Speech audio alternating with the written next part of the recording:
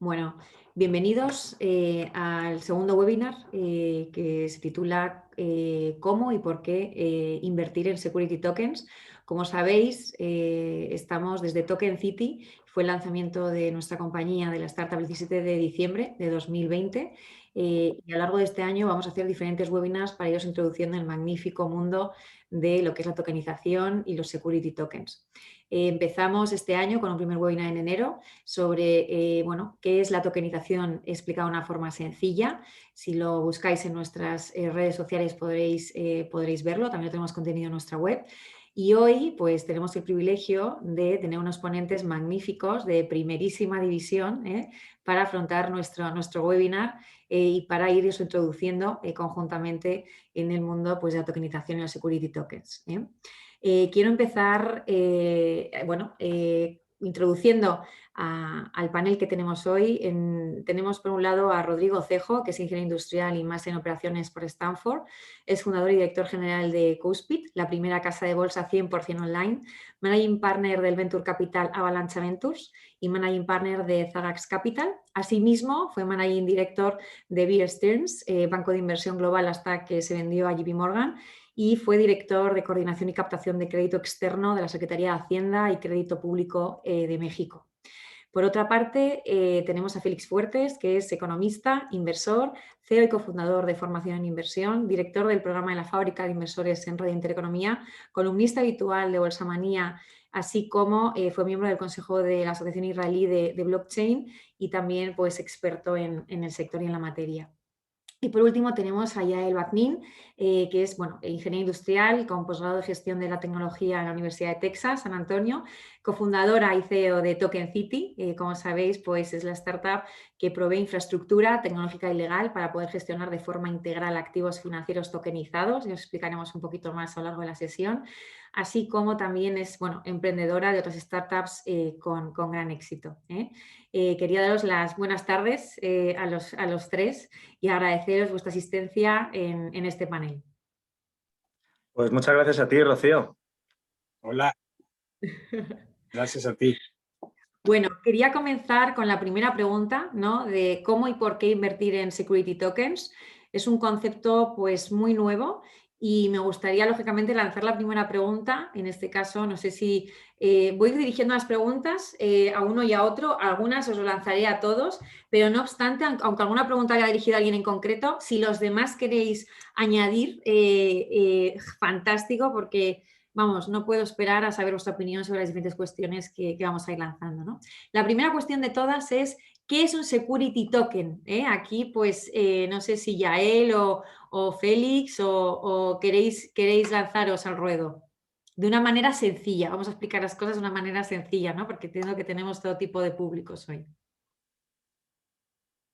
Bueno, pues de una forma, si quieres, Félix, comento muy brevemente y luego complementas tú, ¿vale? Con una explicación profunda. Desde nuestro entendimiento, lo que nosotros estamos haciendo y lo que denominamos un security token es sencillamente un token que está respaldado por un activo financiero. Es decir, es de la forma más sencilla en la que lo puedo reflejar. Hay distintos tipos de tokens que representan distintos tipos de valores. Cuando digamos que cuando eso que hay detrás del token, lo que representa el token o lo que lo respalda, es un activo financiero, pues normalmente es cuando se le suele denominar security tokens, en oposición a otro tipo de tokens que pueden ser utility tokens, por ejemplo, que lo que representan es pues más un valor de uso más que un activo, ¿no? O sea, que por lo que dices es, o sea, realmente es la digitalización, ¿no? En blockchain, ¿no? Es como un apunte de código, ¿no? En blockchain de un activo real, ¿no? De, pues, por ejemplo, de derechos, ¿no? Derechos económicos, de un contrato, por ejemplo, de préstamo, ¿no? O la representación digital de unas acciones de una sociedad, ¿correcto? Bueno, esa es la forma en la que efectivamente nosotros lo estamos usando, ¿no? Nosotros estamos utilizando la tecnología blockchain para representar digitalmente, justamente representar en blockchain activos financieros. Entonces, el activo financiero completo, digitalizado y troceado en partes, bueno, pues cada una de esas partes de ese activo financiero troceado es el security token, ¿no? En nuestra forma de operar. Félix. Que a lo mejor Félix da otra definición.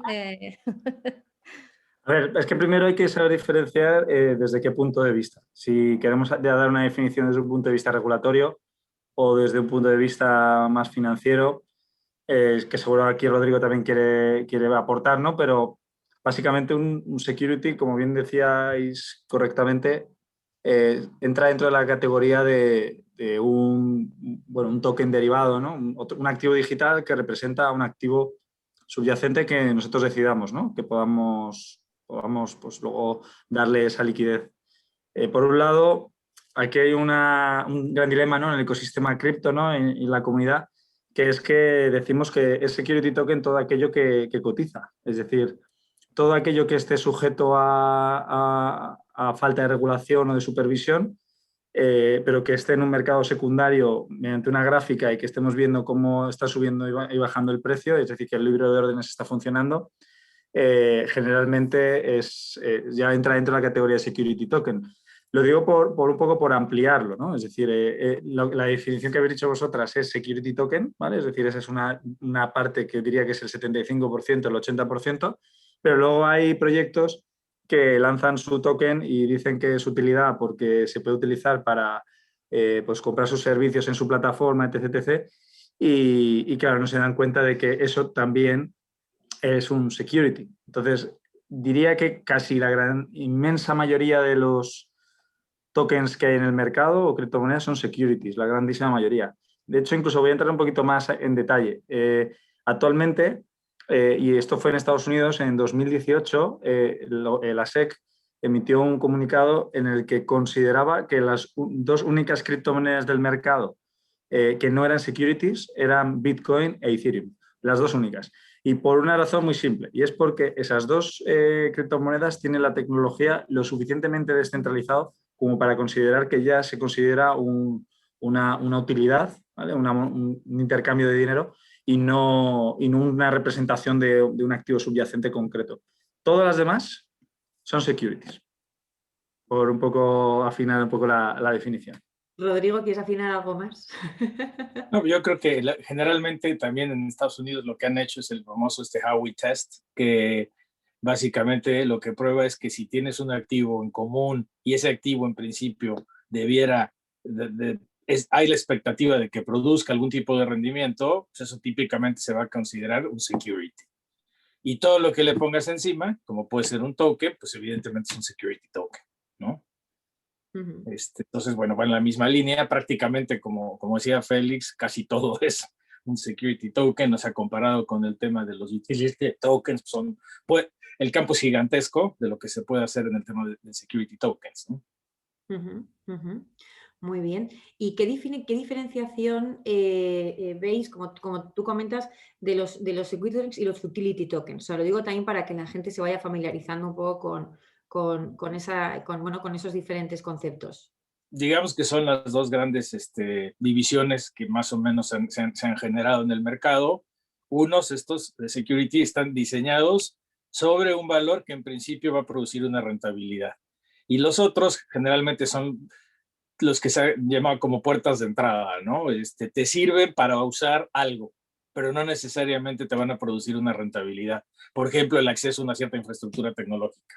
Eso puede ser un utility token que te permite utilizar una cierta infraestructura tecnológica y nada más te da ese derecho. Pero eso no quiere decir que te va a producir un beneficio económico o que existe la expectativa de que te produzca un beneficio económico. Esa sería, yo creo, que la diferencia más importante entre ellos.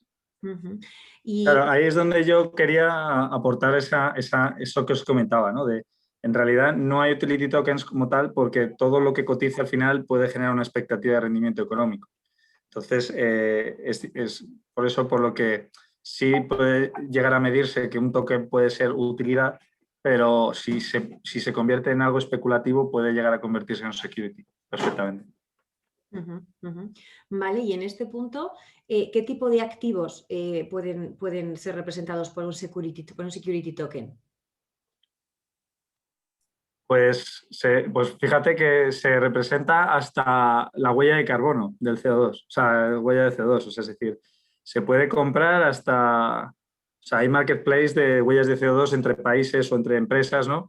Que a lo mejor tienen, pues eso, unos objetivos de contaminación, ¿no? De emisión de CO2 y pues tienen un máximo de huella, ¿no? Y dicen, pues compro tokens que representen CO2 de otro fulanito y esto al final me da más capacidad de contaminación, pero porque le estoy robando a otro su historia. Entonces, hay de todo, o sea, es decir, pasa desde eso hasta acciones de bolsa que puedan estar limitadas a una geografía concreta.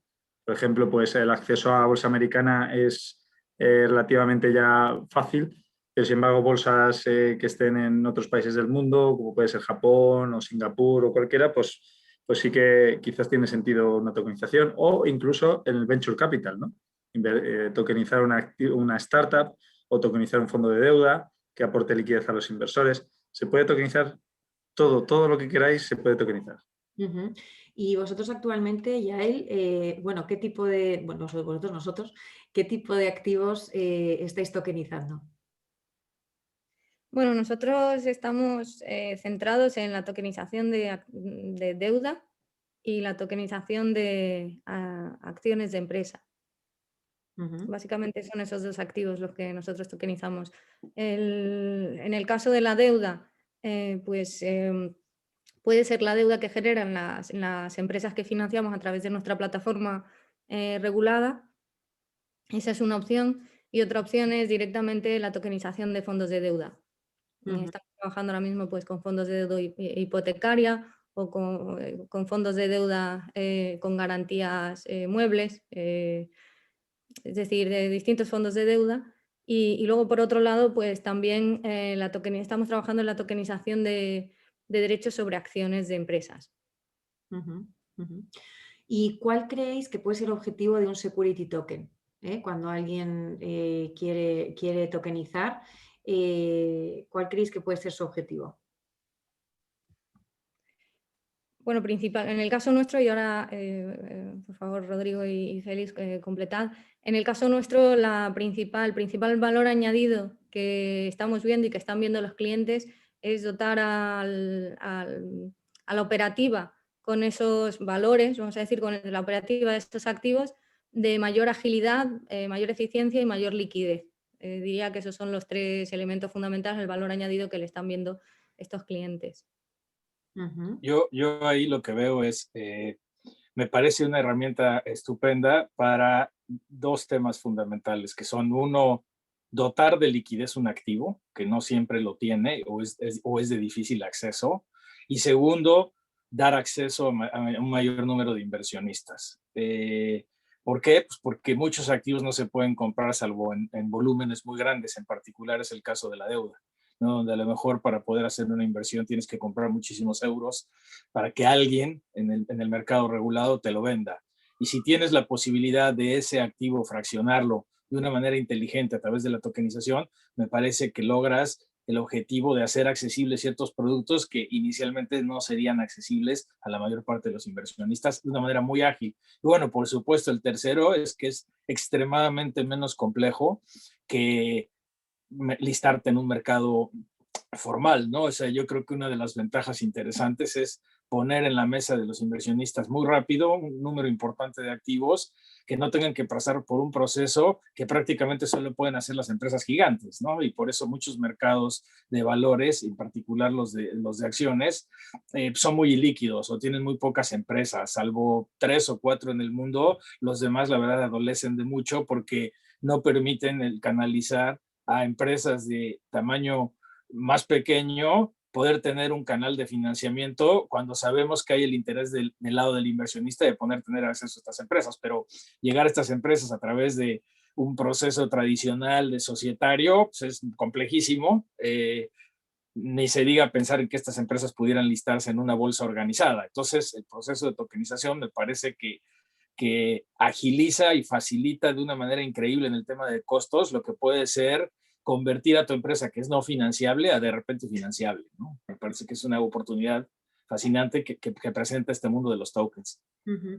El otro día, cuando tuvimos una conversación, unas primeras conversaciones sobre este tema, Rodrigo, nos hablaste también de la oportunidad que existía en el mercado mexicano, ¿verdad? Por las características que tenía a la hora de ofrecer quizá pues esa,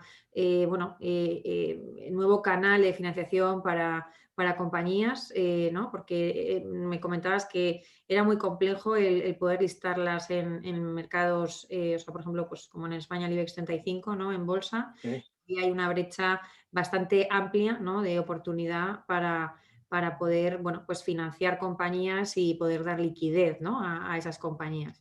Sin duda, te doy un ejemplo. Pues en México debe ser una economía de 1.3 trillones, ¿no?, de dólares, y hay 150 empresas listadas, ¿no?, en las dos bolsas que hay. O sea, no es nada. Y muchas de ellas son pues, empresas indudablemente muy sólidas, históricas, pero que tampoco despiertan hoy en día el interés de los inversionistas más jóvenes, ¿no? Que quieren ver qué está pasando con tecnología, las nuevas cosas que vienen, el tema eléctrico, cómo se va a desarrollar, en fin, todo lo que está pasando en el mundo de tecnología no es fácil de encontrar en un mercado listado, porque pues esa canal de paso de empresa privada a pública es extraordinariamente complejo. Entonces, yo creo que hay una oportunidad. Creo que México debe tener 6 millones de pymes o algo así. Imagínate, hay 150 empresas listadas. O sea, el gap, ahí la brecha es gigantesca y definitivamente abre la posibilidad de buscar medios alternativos que sean extraordinariamente complementarios a lo existente. No creo que son un producto de reemplazo, en realidad yo creo que son un producto que ataca un nicho completamente nuevo y que atrae un mercado gigante que hoy no tiene la posibilidad de hacer otra cosa. Ujú, ujú. Bueno, pues ya en breve tenemos que poner un pie en México, ¿no? Por, vamos, la oportunidad tan amplia que nos cuenta Rodrigo que hay allí. Bueno, pues si queréis continuamos. Y la segunda pregunta, lógicamente, al final hemos hablado pues bueno, qué beneficios ofrece el hecho de tokenizar activos, ¿no? Y qué características debería tener un activo tokenizado para ser interesante a la hora de invertir, ¿no? Porque entiendo que por un lado el proceso es decir, oye, pues vamos a tokenizar o una compañía que se quiere financiar a través de una STO, ¿no? Y, bueno, pues pone a la venta esos security tokens o un fondo que tokeniza una cartera de deuda y pone a la venta esos tokens. O sea, ¿qué características deberían de tener esos tokens que se ponen a la venta para ser interesantes para un inversor? Bueno, desde mi punto de vista depende, voy a hacer aquí como una clasificación diferenciando en dos grandes grupos de interés por parte de los inversores.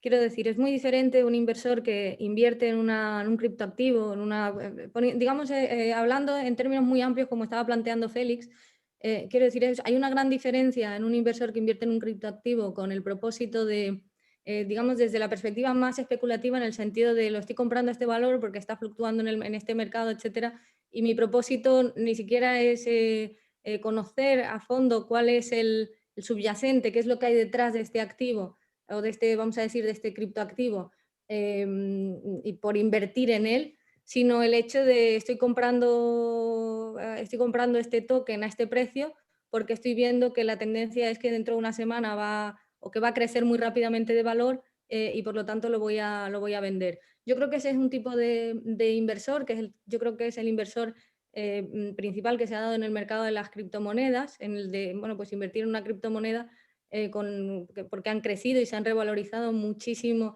en muchos casos en los últimos años. Pues estamos viendo además en las últimas semanas cómo ha crecido tanto, por ejemplo, cómo ha subido Bitcoin, cómo ha subido Ethereum, las criptos en general.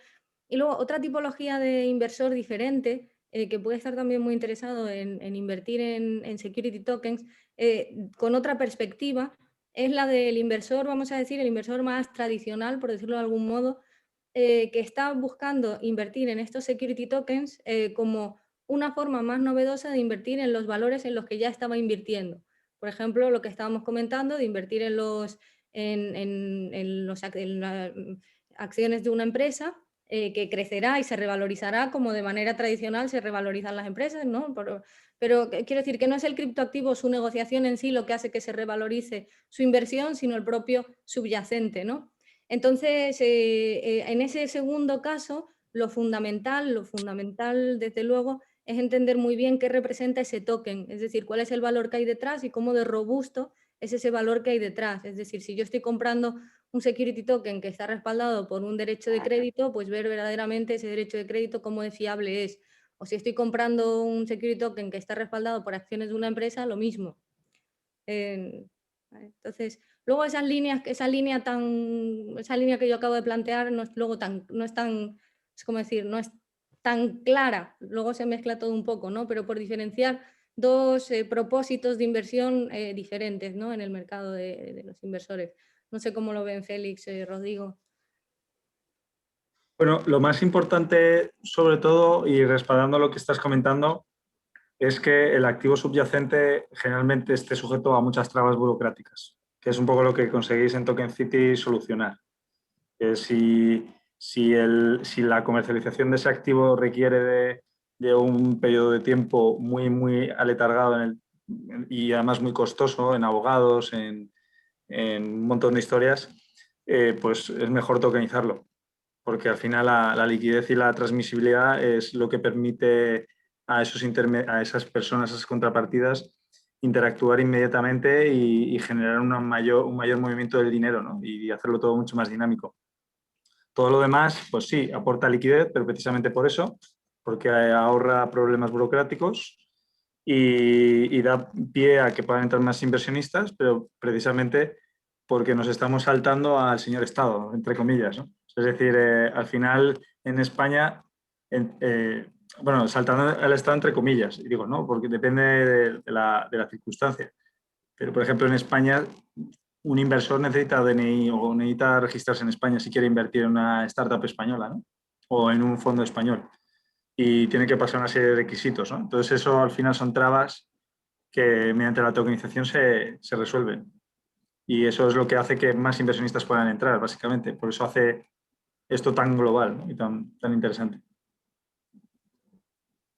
Yo simplemente hay un apunte, porque efectivamente, o sea, depende de a través de qué tipo de empresas bueno, se estén emitiendo esos tokens y se estén poniendo a la venta, ¿no? O sea, nosotros, por ejemplo, ahí en ese aspecto sí que hemos querido blanquear, ¿no? Ese mercado, por decirlo así, ¿no? O sea, no, en cierto modo, o sea, nosotros ahí a la hora de llevar a cabo efectivamente la emisión de STOs sí que está regularizada, por eso los emitimos a través de nuestra plataforma y nuestra PFP, pero sin embargo lo que es la tokenización y luego la gestión de los mismos y la compraventa, bueno, peer-to-peer que hemos generado en Token City, ahí en principio pues no hay una regulación en concreto. No obstante, sí que es cierto que está el reglamento MiCA en la Unión Europea, que todavía pues no ha entrado en vigor, pero nosotros sí que hemos seguido muchas recomendaciones del reglamento MiCA, ¿no? Respecto al blanqueo de capitales, a la hora de identificarse, etcétera, etcétera. Entonces, lo que sí que estamos tendiendo es que los activos que nosotros tokenizamos, en principio, pues al final son cesiones, ¿no? Pues por ejemplo, esas carteras de crédito, esos derechos, ¿no? Que se tokenizan de las carteras de crédito, son, a la hora de tokenizar esos derechos, es muy ágil esa cesión. No es que no saltemos la ley, sino que la ley te permite llevar a cabo esas cesiones sin que intervenga un tercero, pero sin embargo nosotros lo hacemos digitalmente, ¿no? Simplemente es por apuntar esto desde lo que hacemos en Token City. Pero sí que me gustaría saber la opinión de Rodrigo. Bueno, la verdad es que este tema de llevar el activo a una plataforma que te permita la agilidad de montarlo, independientemente de cuál sea el activo y cuál, toca un poco lo que iba Félix con el tema el Estado, ¿no? Curiosamente, esto es como hacerlo sin esa parte, o sea, un poco hablar del tema descentralizado, ¿no? De que en un ecosistema acotado lo puedas realizar y no tengas que pasar por toda esa serie de requisitos, pero curiosamente el activo subyacente, en este caso en particular, la verdad es que sí lo está. O sobre todo cuando estás hablando de security tokens. Entonces, es como que interesante, es como si estuvieran guardados todos estos activos en un cajón y realmente pidieras fichas para jugar con esos activos que están guardados, ¿no? Y eso hace, desde mi punto de vista, le quita a, hombre, las dudas que pudieran tener algunos respecto a en qué estoy comprando, si no es una cosa que existe o no existe, o qué sé yo. O sea, realmente sí existe un activo que está ahí y que está respaldado por este derecho, ¿no? Que te está dando la tokenización. Entonces, me parece que a veces dan la impresión este tipo de herramientas de estar como fuera de, pero, o sea, no es que esté fuera de, es que simplemente es un mecanismo bien interesante para tomar posesión de activos que están dentro de, ¿no? Entonces, esa parte a mí me llama la atención y me gusta bastante y creo que es una función en la que está pensando Token City fundamentalmente y de ahí todo el tema que están siguiendo ustedes en el sentido de buscar apegarse a mejores prácticas allá afuera, ¿no? Y un poco anticipando lo que puede ser el tema regulatorio hacia adelante, tomar medidas en cómo capturas esos activos, etcétera. Como siempre, todo lo que está desregulado, descentralizado, tiende a atraer a veces a gente no muy grata, ¿no? Son campos fértiles para temas de lavado de dinero, de financiamiento del terrorismo, etcétera. Entonces, la verdad es que hay que cuidar desde el principio muy bien esos temas para, hombre, no dar una impresión que es falsa y además cuidar también a las plataformas que están haciendo este trabajo tan interesante de que sean utilizadas ¿no? O sea, más que sean promotoras, que no lo son, que sean utilizadas por gente que las quiere usar para otros fines, ¿no? Entonces, creo que esa parte de tener un apego cercano a lo que está pasando en la vigilancia es fundamental, ¿no? Y es muy valioso desde el punto de vista de la seguridad que le dan a los inversionistas serios que entran a la plataforma, ¿no? O sea, que por lo tanto, hablando también, bueno, de esa seguridad, o sea, yo creo que a la hora de llevar a cabo, a la hora de plantearse, ¿no? El invertir en security tokens, por lo que nos estáis transmitiendo, como inversor es importante el sentir que es una inversión segura y luego, por otra parte, las rentabilidades, ¿no? Yo creo que cuando yo os preguntaba qué debe tener un activo tokenizado, ¿no? Para ser interesante dentro de los diferentes, de ese mercado con diferentes productos, ¿no? Dentro en el portafolio a la hora de invertir. A vosotros, ¿qué os sugiere? ¿No? O sea, ¿cómo, bueno, qué rentabilidades debería de tener un activo tokenizado para plantearos, ¿no? En invertir en él? Bueno, yo desde mi punto de vista, y aquí un poco haciendo pie, o sea, dando pie un poco a lo que hace Rodrigo, ¿no? Que él está más que puesto en lo que es en la especulación y la inversión en valores, ¿no? El security token no deja de ser, pues eso, un activo que cotiza, ¿no? Y que podemos compararlo con la inversión en acciones. Entonces, no se basa tanto en invertir en un security token como tal y partir de la base de que esperamos en un security token, sino que esperamos del activo subyacente y si se ajusta a nuestra tesis de inversión y a nuestro perfil. Y luego, a partir de ahí, valorar el riesgo asimétrico en dos factores. Primero, en si el activo que queremos invertir, que al final hoy estamos invirtiendo a través del token, pues hay un potencial de revalorización superior a la pérdida que podamos llegar a tener. Lo que pasa es que la rentabilidad siempre es incierta. Y por otro lado, el riesgo tecnológico del hackeo de esos tokens. Es decir, es una de las cosas que preocupan normalmente, que es pues eso, que tengo mis tokens y estos tokens ahora mismo pues están se pueden hackear, ¿no? ¿Dónde están? ¿Están en una wallet o están en una bóveda bien protegidos? Y quería además un poco también completar lo que había dicho Rodrigo de la parte de due diligence. Efectivamente, hay cosas que no se pueden evitar, es decir, lo que es el KIC, el conocimiento del cliente, identificar, todo eso, por supuesto, se debe seguir haciendo siempre. Yo me refería más a trabas burocráticas del estilo que resuelve todo Token City, al fin y al cabo, ¿no? Todo lo que estamos hablando, que son, pues eso, la resolución de ciertas trabas de, por ejemplo, pasar por notario para intercambiar la titularidad de un inmueble, ¿no? Pues si se tokeniza un inmueble o si se tokeniza un fondo de inversión o una startup, pues directamente yo a ti te entrego estas participaciones tokenizadas y allá tú, ¿sabes? Ya hemos acordado y hemos llegado a un acuerdo entre las dos partes y no hay que pasar por un notario ni nada por el estilo.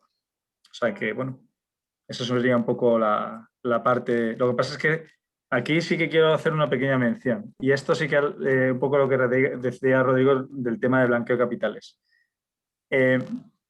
Esto es interesante, ¿vale? Los que estén en el sector tradicional desde hace mucho tiempo, incluso desde antes que yo naciera, estarán acostumbrados a lo que son las acciones al portador, ¿vale? Las acciones al portador era un tipo de instrumento pues, que se utilizaba mucho para blanquear, porque al final te transmitía la titularidad de las acciones de una empresa y además no eran nominativas, por lo cual pues ya está, pues no podemos blanquear todo lo que queramos, porque luego la empresa genera dividendos, con los dividendos, bueno, en fin, ¿no? Historias de blanqueo. Y esto pasa lo mismo en el sector de la tokenización. La única diferencia está en que las acciones al portador no se podía trazar y en blockchain sí se puede trazar, ¿no? Gracias a la tokenización y a plataformas como la que tenéis vosotros, ¿no? De Token City.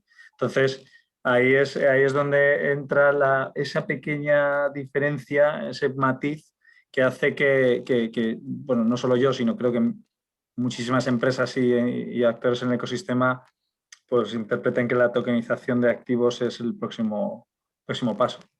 Yo ahí, más adelante entraremos en definir un poquito los players del ecosistema de los security tokens, pero es verdad que al final, pues, quien posee security tokens, pues los puede poseer en una wallet o en un custodio, ¿no?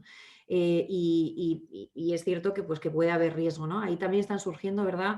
Muchas compañías, muchas startups y compañías aseguradoras, a la hora de esas inversiones o de esos tokens que puedo poseer yo, ¿no? O incluso a veces los custodios ofrecen el servicio de seguro, ¿no? Con los activos que te están custodiando, ¿no?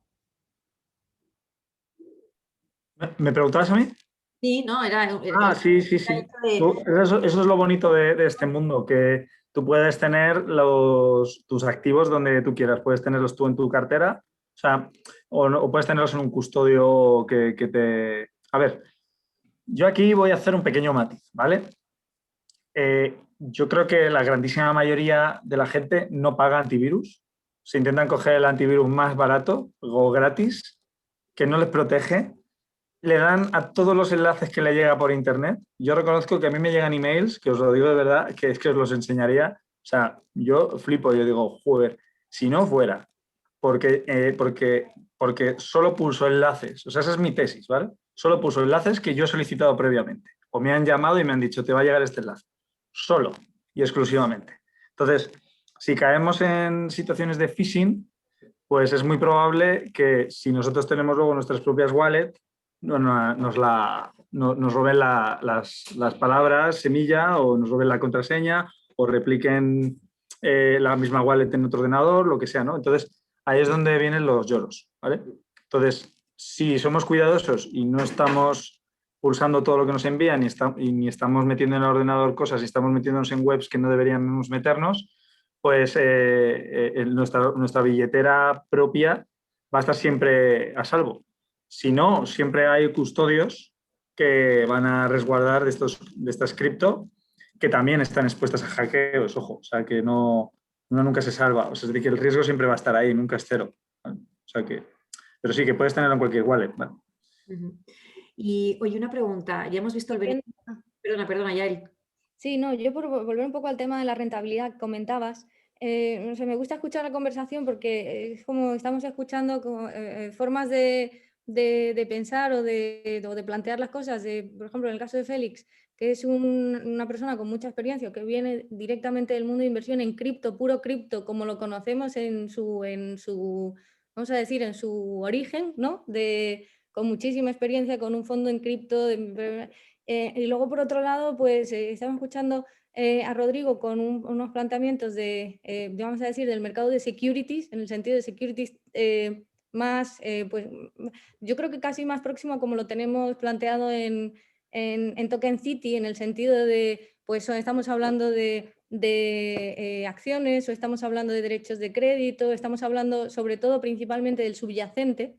Entonces, justamente cuando hablamos mucho en Token City del reto, de la evolución, etcétera, un gran reto para nosotros es justamente poder conectar estos dos mundos para poder unir de una manera, para poder unir todos los beneficios que tiene la negociación en el mundo cripto, las ventajas del mundo cripto, etcétera, y la agilidad y todo esto, con el hecho de que un inversor cuando compra un criptoactivo lo puede hacer con la seguridad jurídica que tiene cuando lo hace, vamos a decir, fuera de estos mercados, precisamente por toda esta seguridad que estamos diciendo, ¿no?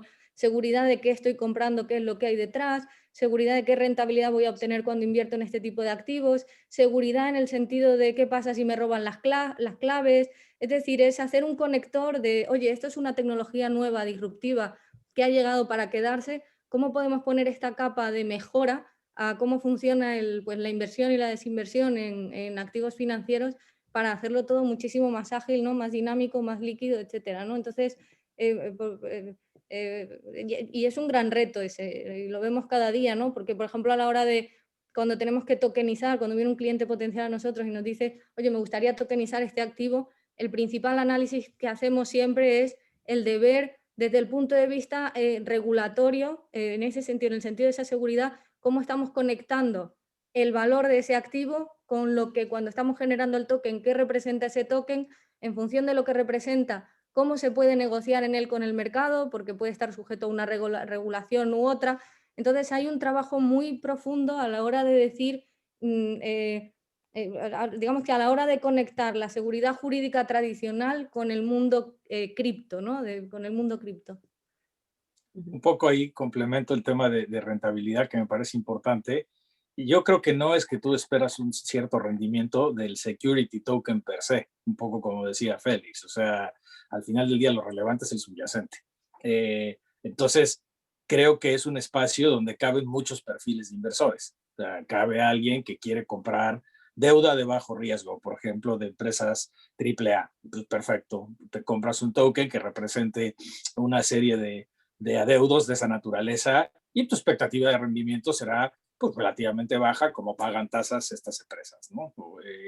Pero a lo mejor te interesa algo de biotecnología y te compras un token que representa un grupo de empresas en el sector de biotecnología. Y evidentemente tu expectativa de rentabilidad pues, va a ser muy distinta al tipo que compró solo un tema de deuda corporativa AAA, ¿no? Entonces, me parece que no hay como necesito una rentabilidad X en el security token per se, sino más bien gracias a que estoy buscando ciertos activos con una rentabilidad que puedo yo estimar, voy y tomo esa posición a través de un security token, ¿no? Y lo hago de manera fácil y ágil. O sea, me simplifica todo el proceso de toma de decisiones y ejecución de mi estrategia de inversión, pero no me lleva a un número absoluto que dice, si invierto en security token gano esto o espero ganar esto, ¿no? Depende cuál sea el subyacente y cuál sea el perfil de riesgo de tu tesis de inversión, ¿no? O sea, que realmente es como se venía haciendo hasta ahora, ¿no? Efectivamente, ¿no? Es decir, qué perfil de riesgo yo, ¿no? Y en función de eso, pues yo tengo un portafolio y a partir de ahí, pues voy invirtiendo en unos activos o en otros y teniendo también en cuenta que al final, pues por lo menos nosotros, ese security token representa a a un activo subyacente tradicional con todas las garantías, ¿no? En cierto modo. Sí, yo diría que como se venía haciendo hasta ahora en la parte de la representación, vamos a decir, desde el punto de vista de querer invertir, pero es muy diferente desde el punto de vista luego de negociar. Eso, por ejemplo, Félix se podrá comentar, si quieres comentar, por ejemplo, plataformas de negociación de criptos, pues lo hacen de maneras muy diferentes o sea, plataformas que están naciendo, que están emergiendo y lo hacen de manera muy diferente a la negociación tradicional de compra y de venta de activos en el mercado eso, tradicional, ¿no? Si quieres comentar, Félix, un poco más sobre eso. Sí, bueno, te estás refiriendo básicamente al mundo cripto en general, entiendo, ¿verdad? Vale.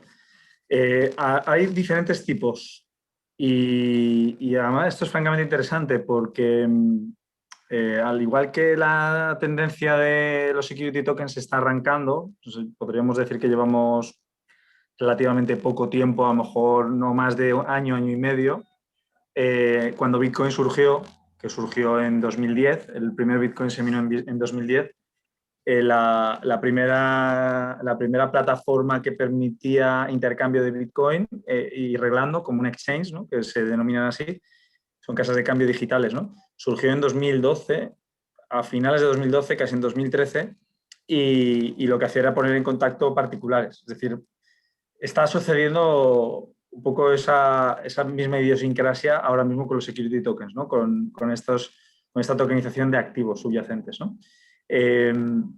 Luego después pues, ha ido evolucionando a una tipología de exchange más parecidos a los brokers, es decir, intermediarios, pero que tienen libros de órdenes, es decir, tienen una profundidad de mercado, entonces permiten a los mismos traders, por decirlo de alguna manera, ya empezar a especular con los tokens. Ya no es un intercambio como tal, sino ya puedo hacer especulación. Veo un gráfico, creo que aquí hay una resistencia, un soporte, análisis técnico, etc., ¿no?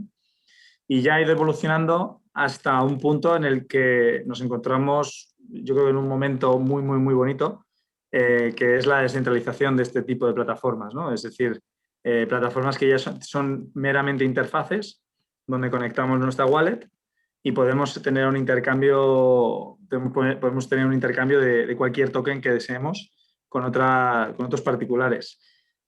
Aquí esto cómo funciona, y es algo que me parece muy fascinante, ¿no? La diferencia del mercado tradicional con el mercado cripto es que el mercado tradicional depende de los proveedores de liquidez en su gran medida, que generalmente tienden a ser bancos de inversión u otros brokers, ¿no? Incluso, bueno, son creadores de mercado, ¿no? Más que proveedores de liquidez, entre comillas, ¿no? Un poco de todo. ¿Qué pasa? Que en el mundo cripto, pues bueno, la liquidez al final sigue estando supeditada a los libres de órdenes, a todo lo que estén dispuestos a comprar y vender la totalidad de inversores que hay en el mercado.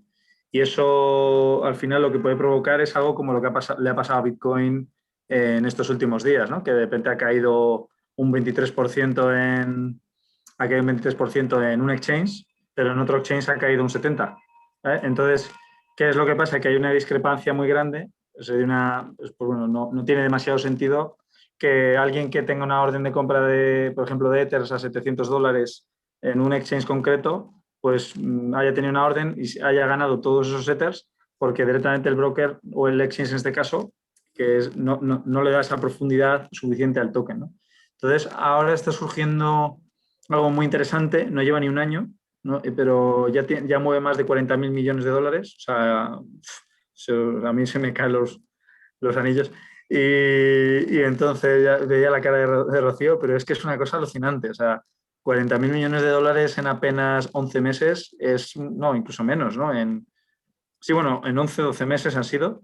Y entonces estos son ya exchanges descentralizados, pero que los pools de liquidez, es decir, los proveedores de liquidez, ya no son bancos, ¿no? Que los bancos pueden participar también, por supuesto. Ya es todo el ecosistema. Entonces, este tipo de exchange no tienen profundidad de mercado como tal, sino que directamente yo quiero cambiar 22 tokens de esta startup concreta por 22 tokens de un fondo de inversión de deuda porque me apetece, porque ya mi perfil de riesgo ha cambiado y ahora quiero hacer ese cambio. Entonces, esa interfaz o ese broker, ese exchange descentralizado, lo que va a decir es, vale, actualmente el mercado está dispuesto a darte 4 tokens del fondo de deuda por cada 22 tokens de esa startup. ¿Vale? Perfecto.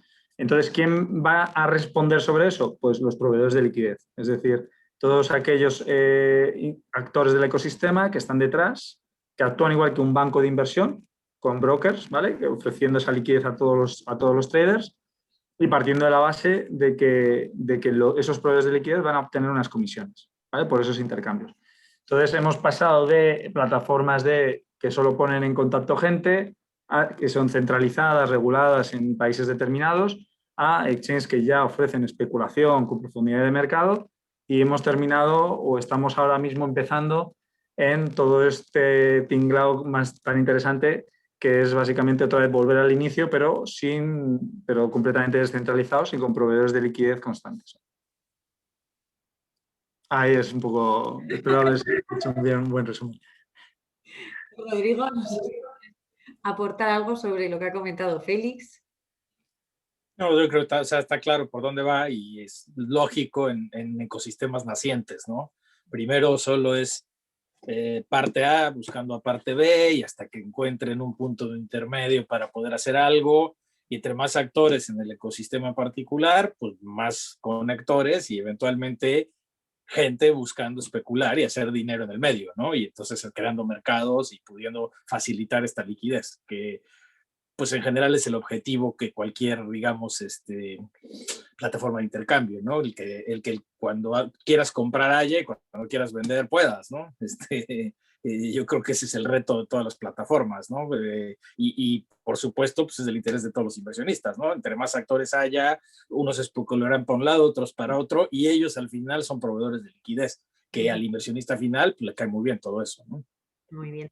Oye, una pregunta. Sé que puede estar implícito en algunas respuestas que habéis dicho, pero ¿por qué creéis que la innovación financiera está tendiendo a la descentralización? ¿Y qué se entiende por la descentralización? Mira, creo que A ver, Rodrigo, a ver qué respondes. A ver qué responde, Rodrigo. Yo no sé si está teniendo la descentralización. O sea, sí hay estos canales, pero en realidad comparados con los activos que se operan en el mundo es muy chico. O sea, es gigantesco, como bien dice Félix, esas cantidades de dinero, pero no pintan en el acervo global, ¿no?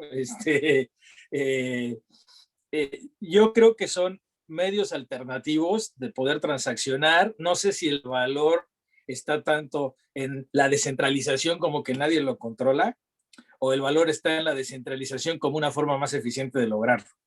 A mí me gusta la 2, o sea, creo que el valor profundo está en la 2, o sea, en que sea mucho más fácil hacerlo y pueda conectarnos a varios de una manera mucho más ágil. Para mí eso es donde está verdaderamente el valor de esto de la descentralización. Lo de que si lo controla alguien, o sea, al final, digo, tampoco es que los mercados regulados, o sea, están regulados, pero no están muy controlados, que digamos, no andan por todos lados. Entonces, esa parte de facilitar las cosas, a mí es lo que me encanta del tema de descentralización. No soy tanto un proponente o me creo tanto esta historia de mundos paralelos y, en fin, no lo veo yo. Me interesa más la parte de eficiencia del mercado, que eso sí lo están logrando definitivamente este tipo de soluciones, ¿no? O sea, crear plataformas que no están en un ambiente centralizado y por tanto, entre otras de sus características, permiten esta facilidad de poder operar entre actores del ecosistema, ¿no? Uh-huh. Pero no sé, Félix, es más del mundo bravo ese de criptos. No, o sea, estoy totalmente de acuerdo con lo que dice Rodrigo y de hecho yo vengo del mundo tradicional, aunque me habéis vendido como inversor en cripto, ¿sabes? Pero entonces es desde que te conozco. Pero... Sí, no, es verdad que nos conocimos ya en cripto. De hecho, ya él y yo somos socios en un hub de innovación de blockchain, o sea que sí. Pues adicionalmente a lo que ha comentado Rodrigo, lo de por qué tiende a la descentralización, y esto tiene que ver sobre todo con las nuevas generaciones, ¿no? Al final hay una renovación constante de ideas y por eso existen los ciclos, no solo por un tema de deuda, ¿no? De gestión, sino también por nueva mentalidad y nuevo pensamiento, ¿no? Y esta descentralización yo creo que surge también como una revolución, ¿no? El paper de Bitcoin, el white paper de Bitcoin, incluso la blockchain de Bitcoin, no sabemos quién lo crearía y tampoco vamos a decir si fue un gobierno, fue una persona, fueron un grupo de programadores, no tenemos ni idea. O sea, se puede deducir que pueden ser diferentes tipos de personas. Pero lo que sí se puede ver es la posterior adopción. Llevamos 10 años, 11 años con Bitcoin, ha dado una adopción brutal y cada vez hay una adopción mayor. Y esto solo significa una cosa, y es porque si ahora Bitcoin vale 50.000 y el día de mañana se dice que vale 100.000 y vale 100.000, eso quiere decir que hay mucha gente demandando ese activo.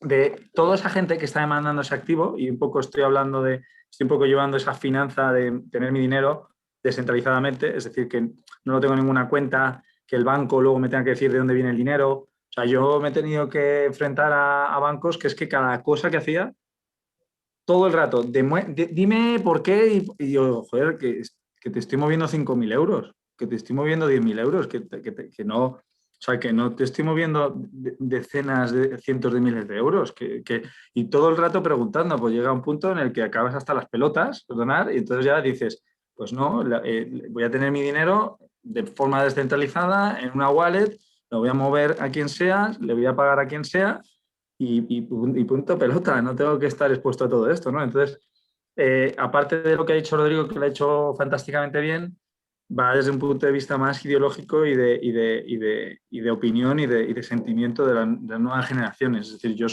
me considero dentro de esta nueva generación que estoy un poco harto de que cada vez tenga más y más y más y más burocracia para poder hacer cosas con mi dinero y que haya más intervencionismo, ¿no?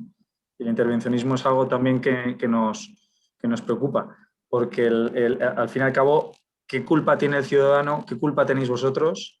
Que os lo curráis, que hacéis un webinar cojonudo, que habéis hecho una inversión en I+D brutal en Token City, que estáis evangelizando un sector maravilloso, estáis proveyendo trabajo, generando empleo, o sea, es decir, yo os ponía, yo os metía en los libros de historia, a vosotras y a Rodrigo, os metía en los libros de historia como ejemplos de buen hacer y de prosperidad. Y sin embargo, pues estás localizado en un país donde desafortunadamente, porque la democracia funciona así y nosotros somos quienes elegimos a nuestros gobernantes, pues esos gobernantes, de una manera u otra, pues su idea de lo que debe ser el país, pues lleva a que personas que se esfuerzan mucho y que se dejan la piel, pues acaben teniendo pues una riqueza muy similar a la que tiene alguien que no hace nada.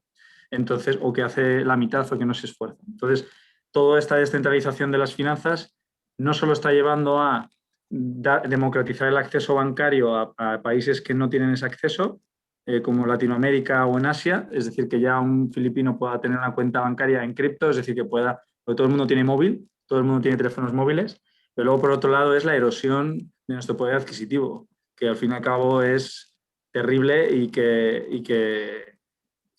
al fin y al cabo pues por eso este mundo está teniendo la adopción que tiene y seguirá teniéndola. Hasta que no cambie las políticas monetarias a nivel global de impresión de dinero y de gestión. Bueno, no quiero entrar, por favor, es que os dejo que sigáis, porque es que me pongo a hablar de presas zombies que han rescatado y ya me da algo. Bueno, vemos que también es un tema ideológico, ¿no?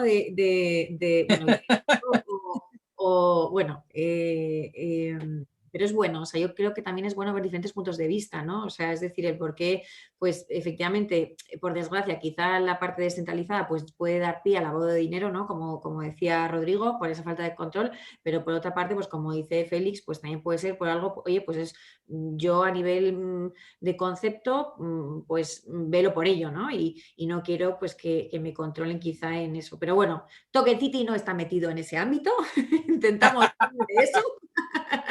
Es bueno conocer todos los mundos y creo, o sea, es bueno el ejemplo también que pones encima de la mesa, Félix, de que efectivamente pues dentro de la EFI, ¿no? O sea, de lo que son las finanzas descentralizadas, que hay todo tipo de ejemplos, pero por eso en cierto modo en Token City yo creo que hemos nacido para intentar ir por la segunda vía, como decía Rodrigo, ¿no? O sea, dar flexibilidad, agilidad, reducción de costes en procesos de inversión que a día de hoy, bueno, pues tienen esos costes, esa lentitud y esas trabas, ¿no? Y dar liquidez pues, a posiciones que a día de hoy pues no son líquidas a corto, por decirlo así.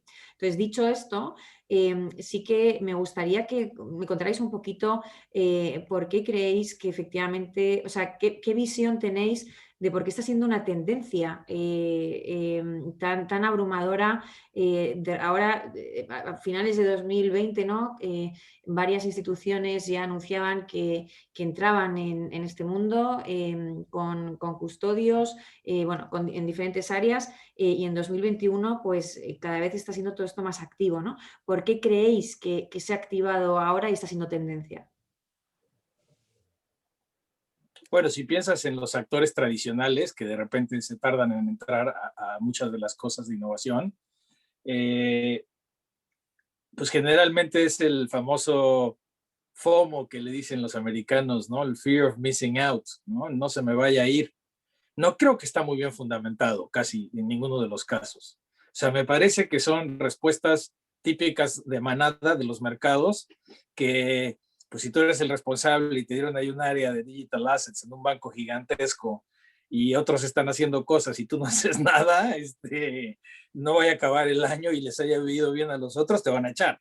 O sea, entonces vas a tener que pensarte dónde quieres estar y lo mejor es estar donde está la manada, porque siempre, a mí también, ¿verdad? Yo perdí, pero te junto también. Ese es el mejor argumento para la supervivencia corporativa. Entonces, me parece que mucho de lo que estamos viendo en esos canales es de gente que ni le entiende, ni hizo la tarea, ha estado en los dos campamentos fluctuando en los últimos años, pero se da cuenta que al final muchos de estos activos se están operando allá afuera, se están comerciando, y si se están comerciando hay un bid y hay un offer, ¿no? Hay un precio de compra y de venta, y por lo tanto hay un mercado que hacer. Y alguien va a ganar ese dinero en medio, ¿no? Que también apunta un poco al tema de formadores de mercado del que hablaba Félix, ¿no? Empiezan a surgir este tipo de agentes en medio que te facilitan la transaccionabilidad de las cosas, ¿no? Por tanto, me parece que se dan cuenta que hay un mercado grande donde hay fees que ganar y muchos de los actores grandes están saltando, me parece, al mercado simplemente por esa razón, porque son activos comerciables. Entonces, si son comerciables, hay dinero que hacer. Pero no creo que conceptualmente están en una tesis de cambio global del mundo de las finanzas, sino simplemente hay que estar porque hay dinero por hacer. Me parece que esa es la tesis, la constante en todos este tipo de instituciones grandes financieras del sector tradicional. ¿Alguno más que comentar? No, estoy totalmente de acuerdo con Rodrigo. De hecho, os podría justificar aquí que, bueno, pues eso, que los security tokens pues tienen esto, Bitcoin y Ethereum son esto otro, Bitcoin es una reserva de valor. Podría intentar justificaros mil cosas, pero al final se basa en lo que ha dicho Rodrigo. O sea, actualmente todo es especulación pura y dura ahora mismo. Lo del fear of missing out yo creo que es más efectivamente, ahora ya sí que las instituciones ya les está empezando a tocar un poquito eso, ¿no? Del miedo de quedarse fuera de Bitcoin, pero hay que tener en cuenta algo, y es que es la parte ideológica, y de hecho ha quedado muy claro con los tweets de Elon Musk. O sea, Elon Musk es el principal malhechor, por decirlo de alguna manera, que ha provocado que GameStop y otros, bueno, y alguna otra más, Blockbuster, ¿no? Aunque no lo ha hecho públicamente, porque si lo llega a hacer públicamente, pues es muy probable que el tío pues le investigara, ¿no? Tuviera algún problema, ¿no? Pero entre él y varios inversores más y varias grandes fortunas de Estados Unidos son los que han estado incentivando toda esta manipulación de los precios. Y lo hacen como una iniciativa y una crítica. Es decir, son revolucionarios. Tesla no debe valer lo que vale ahora. Y sin embargo, los inversores que están ahora mismo en Tesla y las grandes fortunas que han entrado en Tesla están en Tesla precisamente como una revolución. Es decir, yo creo que Tesla vale esto y nadie me va a decir lo contrario. Y eso pasa lo mismo con Bitcoin y con todas las criptomonedas. Actualmente son todos revolucionarios que dicen, yo creo que esto vale esto, y me da lo mismo si tú me dices que no vale. Entonces, ahí es cuando ya los institucionales, 11 años después, se están dando cuenta y han dicho, ostras, es que aquí el hándicap que nos estamos encontrando precisamente es que antes no creíamos en que esto fuera a tener un valor, pero parece que ahora sí que va a tener una revalorización considerable. No deja de ser un activo especulativo, a diferencia de los security tokens que estáis hablando vosotras, por ejemplo, que es otro modelo completamente diferente. Es decir, no quiero que se mezclen, ¿no? Es decir, una cosa son las cripto tradicionales, Bitcoin, y otra cosa es un security token que representa cualquier cosa, y al fin y al cabo el valor de ese token lo va a dar el inversor, a diferencia de que el valor de las criptomonedas que vemos a día de hoy y el Bitcoin lo está dando el mercado.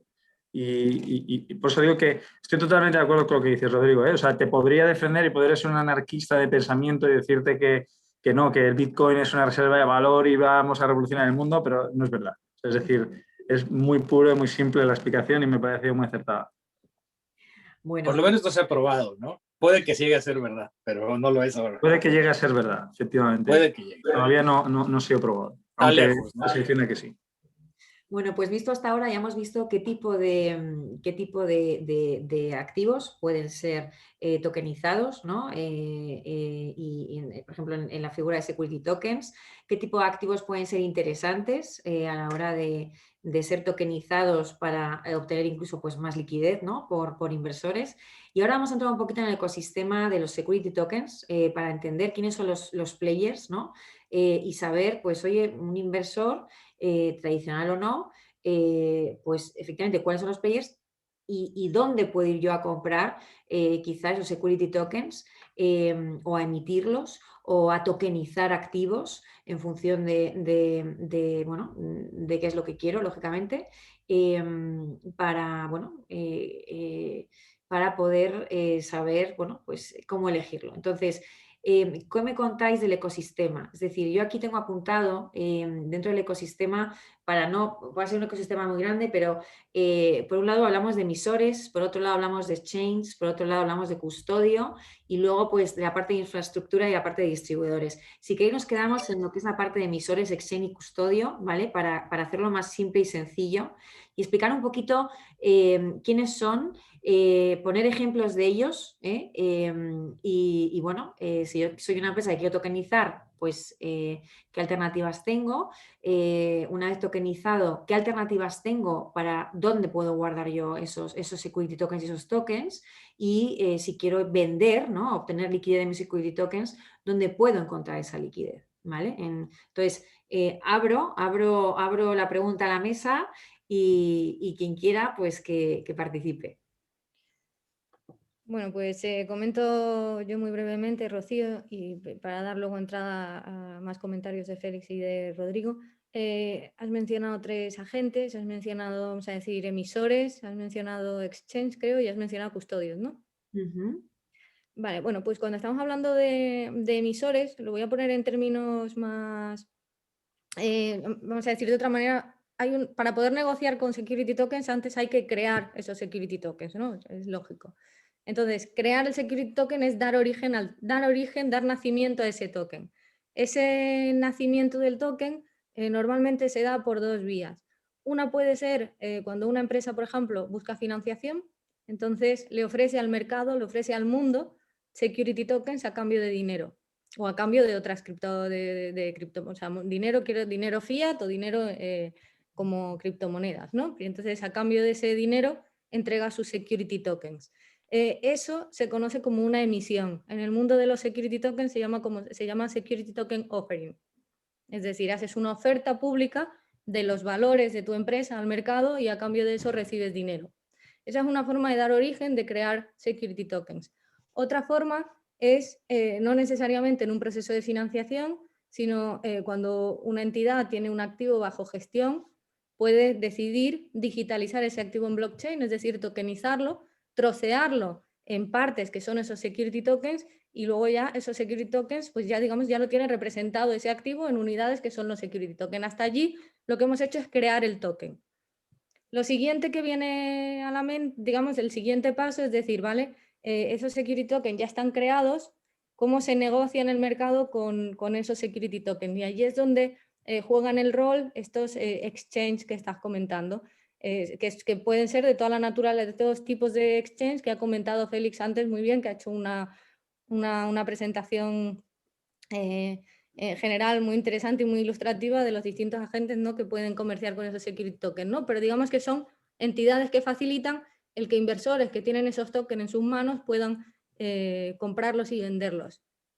Y luego, por otro lado, están los custodios, que son entidades que ayudan a, dicho de una manera muy simple, a guardar esos security tokens. Custodioso, me dejo por el camino quizá también las que ofrecen el servicio de wallet, ¿no? O sea, ¿qué diferencia habría entre un custodio y una wallet?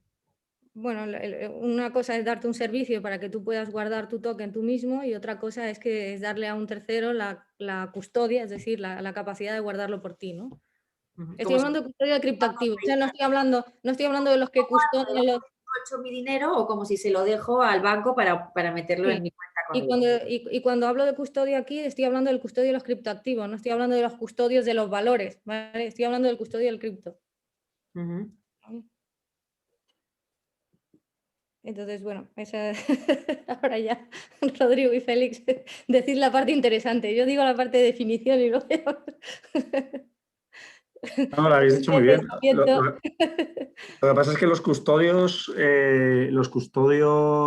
últimamente, yo conozco pocos custodios que den un servicio directo al cliente, a un cliente persona física.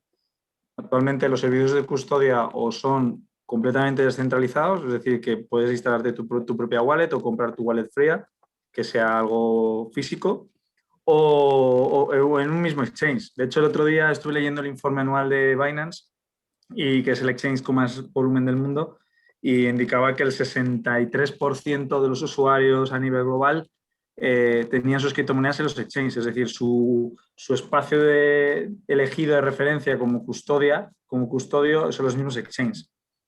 Ahora ya sale el BVA, pero el BVA lo que ha hecho ha sido subcontratar el servicio, al igual que lo están haciendo muchos bancos.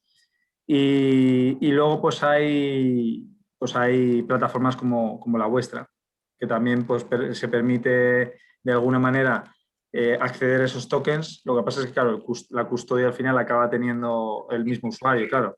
Es verdad, es verdad. Tienes razón, no, me he liado. No. Estaba hablando y decía, no, que Token City no custodia, claro, que me he liado yo. Entonces, sí, luego ya tenéis los exchanges que podéis intercambiar y luego pues los proveedores de liquidez y luego habéis dicho algo de las aseguradoras que me ha flipado porque joder, es que os anticipáis a todo, ¿eh? Hay el ecosistema asegurador descentralizado ahora, que claro, imaginaos, o sea, se tokenizan hasta los seguros, o sea, es una locura. O sea, yo ahora mismo puedo poner dinero, puedo poner mis tokens a disposición de una aseguradora y si la aseguradora al final emite un seguro respecto a lo que sea, pues que se te roban el dinero. O si hay un problema de programación en un smart contract o lo que sea, y te están pagando primas. Entonces te conviertes tokenizas un seguro en el cual tú mismo estás cobrando las primas del seguro y luego, ojo, que si pasa algo, hay un equipo de revisión. Es decir, que no penséis que es que pasa algo y se da el dinero y seguís perdiendo, ¿no? Sino que Como el perito. ¿Eh? Un perito, ¿no? Es decir, Es un perito, claro, hay un perito, que el perito al final lo forma el mismo ecosistema, es decir, es una serie de personas elegidas y estos toman las decisiones, ¿no? Y, hombre, siempre ahí entra siempre la casuística de la teoría de juegos de NAS de incentivar y que no haya una corrupción en los evaluadores, pero bueno, ahí es donde, por ejemplo, por eso hemos estado hablando antes a nivel ideológico. Por eso no queremos un ente central que esté ya así emitiendo pasta todo el rato, ¿no? Pero bueno, que lo habéis dicho muy bien, ¿vale? No me quiero explayar. O sea que por resumir, yo aquí sí que me gustaría ya que después de lo que te hemos comentado a lo largo de esta sesión, efectivamente pues hemos hablado de la DeFi, de los descentralizados, de qué tipo de activos se pueden tokenizar, o sea, dónde se posiciona Token City, ¿no? ¿Dónde se posiciona Token City en ese ecosistema? Donde a nivel incluso de, bueno, pues qué clientes a día de hoy tiene Token City y está tokenizando sus activos, ¿vale? Y por otra parte, ¿dónde está obteniendo Token City esa liquidez para sus clientes? Vale, bueno, pues dentro de los tres agentes que han mencionado, nosotros no somos custodio, ¿vale? Nosotros no custodiamos los criptoactivos, somos una mezcla, un tipo de emisor y de exchange, vamos a decir, o en ese entorno estamos, ¿no? Por un lado, a través de nuestra plataforma de emisión de valores, pues estamos facilitando la financiación de negocios y tokenizando esas inversiones, ¿no? Entonces allí pues estamos emitiendo. Por otro lado, y en la otra forma de creación, pues también estamos tokenizando activos ya bajo gestión. Entonces, en ese sentido, seríamos pues lo que hemos mencionado como un emisor. Y luego, por otro lado, a través de Token City facilitamos la transmisión de tokens por ahora, peer-to-peer, ¿vale? Es un entorno que facilita que particulares se transmitan los tokens que tienen en sus manos entre ellos, ¿no? Hay por ahora, como estaba comentando Félix, por ahora hay muy pocos entornos que permitan el transmitirse entre sí security tokens respaldados por todo tipo de valores, ¿no? Los exchanges más conocidos que hay en el mundo a día de hoy pues te permiten listar criptomonedas pues muy conocidas, ¿no? Pero el hecho de que tú tengas un security token que está respaldado por la deuda de una pyme que está en tu ciudad, pues hay muy pocos que por ahora te permitan hacer eso. Entonces Token City está allí por ahora y con el gran reto de ser capaces de construir toda esa liquidez alrededor de Token City que efectivamente permita facilitar todas esas transacciones, ¿no? entre los inversores. Hombre, ahí yo creo que también es bueno mencionar, por ejemplo, para grandes fondos, ¿no? Que quieran tokenizar parte de sus activos, incluso pueden, a través de la marca blanca, ¿no? De la plataforma marca blanca de Token City, pueden también, ellos ya tienen, vamos, un pool de inversores bastante amplio, ¿no? Entonces, quizá a día de hoy hacen sus matches, ¿no? Pero se agilizaría quizá incluso mucho más ese proceso si ellos, pues con esa marca blanca, pues tokenizan sus activos y crean incluso pues su propio mercado, ¿no? Les facilitamos la infraestructura para que hagan esos matches más eficientemente, ¿no? Por ejemplo, para crear eficiencia de liquidez dentro de su ecosistema de inversores, ¿no? Así es. Bueno, pues en principio ya llevamos 1 hora y cuarto. Creo que lo vamos a dejar por hoy. No sé si te hay alguna duda por parte de los espectadores, que agradecemos muchísimo su asistencia y bueno, encantados de responder cualquiera de nosotros a cualquier duda que tengáis actualmente y si no, pues incluso podemos dejar nuestros correos electrónicos para que podáis escribirnos o incluso en la página web podéis encontrarnos y estamos a vuestra entera disposición, ¿eh? Desde si sois alguien que quiera saber más del ecosistema, algún manager de activos financieros que quiera algún tipo de información sobre tokenización de activos, así como inversores más particulares que quieran saber más sobre pues cómo invertir o cómo comprar security tokens, sobre todo en nuestro entorno, ¿no? En el entorno que realmente conocemos y para el cual nosotros elegimos y seleccionamos muy bien esos activos que vamos a tokenizar, ¿eh? Había por ahí, vi alguna pregunta en el tema de fiscalización, ¿no? No sé, ¿cómo tiene previsto este Token City en un país como España? O sea, cambia lo fiscal, o sea, ¿cómo se compara con el subyacente? Sí, en Security Tokens, se está yendo no se oye bien. En el caso de los Security Tokens, en realidad la fiscalidad no cambia por el hecho de tokenizarlo, porque lo que se está al final nosotros lo que estamos haciendo es representar digitalmente el activo, estamos tokenizando activos transmisibles y la transmisión se hace bajo el código, digamos, es decir, a todos los efectos legales y fiscales, lo que se está transmitiendo con el token es el propio subyacente. Con lo cual no cambia, en el caso de Security Tokens, no cambia en nuestro caso la fiscalidad. En el caso de las criptos, pues sin conocerlo muy en detalle, en el caso de criptomonedas, digo, ¿cómo se está? A lo mejor Félix sí que sabe un poco más de esto. Sé que ha habido algunos movimientos y algunos recientes fiscales para tratar el tema de las criptomonedas, pero no sé pero no lo conozco en tanta profundidad. Félix, igual tú conoces un poco más en ese tema. Sí, bueno, a ver, de nuevo otra vez vuelvo a mi crítica social, ¿no? Pero es un despropósito la parte fiscal, por lo menos en España, ¿no? Se plantea que, por un lado, lo único que hay es una consulta en 2019 que se hizo, que respondió la Hacienda Española, y luego hay una jurisprudencia del Tribunal Supremo de la Unión Europea respecto al impuesto del IVA, ¿no? Entonces, por un lado, las transmisiones de criptomonedas no están sujetas a IVA porque se consideran divisas, aunque en realidad ese dictamen era solo para Bitcoin, pero bueno, o sea, que al final se ha acabado extrapolando a casi todos los activos digitales. Y luego la parte de tributación por plusvalías, ¿no? Que generalmente es la parte más importante, porque luego ya también tenemos otro tipo de tributaciones, como por ejemplo que te lleguen unos tokens y no sepas de dónde vienen o que te los han regalado, ¿no? Que al final esos son pues regalos, donaciones, que tienes que pagar también por ello, ¿no? Pagas por todo, ¿vale? Entonces, en la plusvalía hay algo que a mí no me cuadra nada, y además que no tiene absolutamente ninguna lógica, y si nos vamos a países como Portugal o nos vamos a países como Irlanda, esto no sucede así, pero se tributa, o sea, hay que declarar y tributar por todas las transacciones que se hagan con los mismos tokens, con las mismas criptomonedas.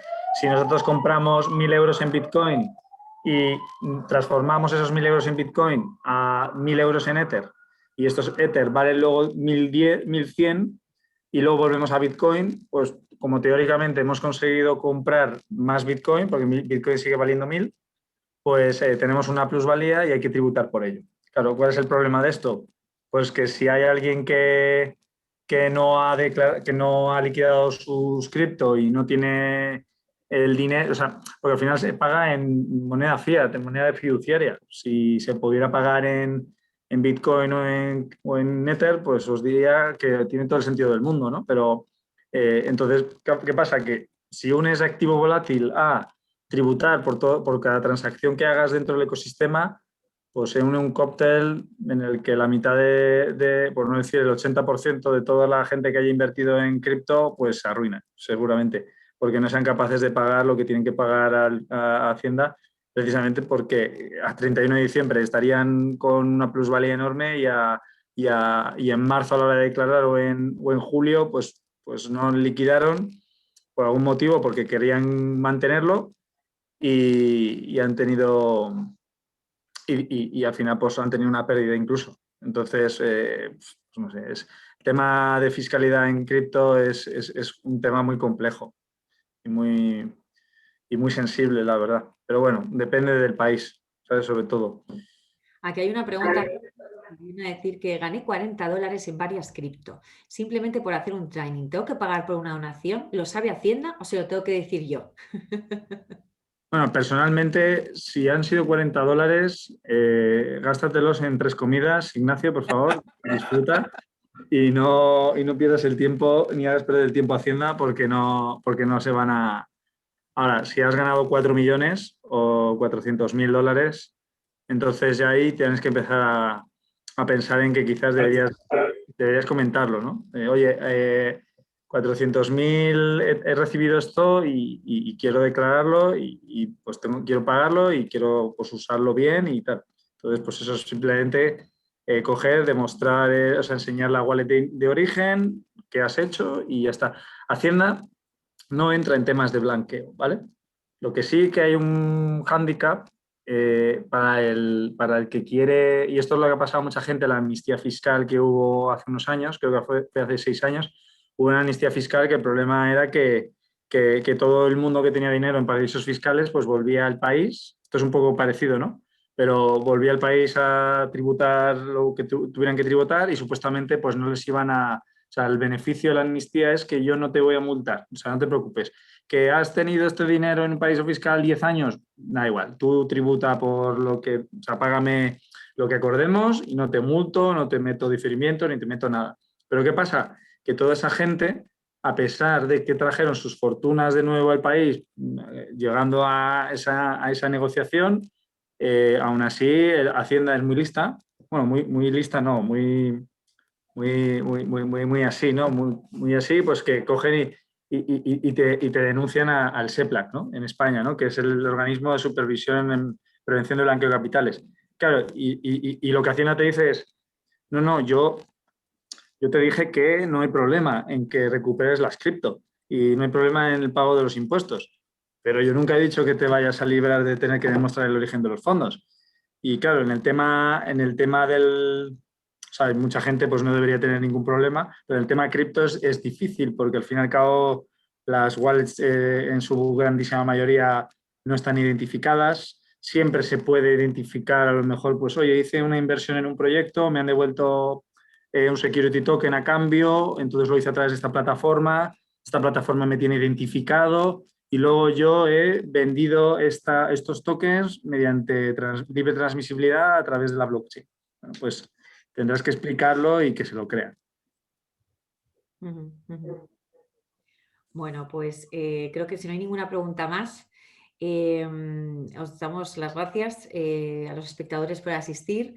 Estamos a vuestra entera disposición, como os decía, en la web o en LinkedIn. Y muchísimas gracias, Rodrigo, muchísimas gracias, Félix, por venir a la mesa, por compartir vuestra experiencia y vuestras opiniones en este sector que está tan creciente y en el que vamos a intentar aportar nuestro granito de arena para ayudar pues, a aquellos empresarios que quieran financiarse y buscar en la financiación alternativa pues, modos más flexibles legalmente aceptados para financiarse, así como pues, también a la hora de obtener esa liquidez en el mercado, ¿no?